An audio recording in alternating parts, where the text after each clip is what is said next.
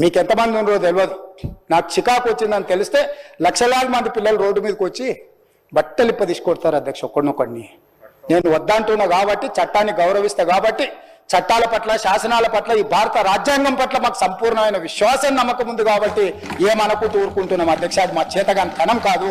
చంద్రశేఖరరావు గారు నీ పిల్లలకు చెప్పు, ఇది మంచిది కాదు, నువ్వు అనుకుంటున్నావేమో ఇట్లా ఏదో చేస్తే మానసికంగా కుంగదీసి దెబ్బతీసి రాజకీయంగా ప్రయోజనం పొందుదామని నువ్వేమైనా కలలుగా అంటే నువ్వు అనుకుంటున్నావేమో. అట్లా కుదరదు చంద్రశేఖరరావు.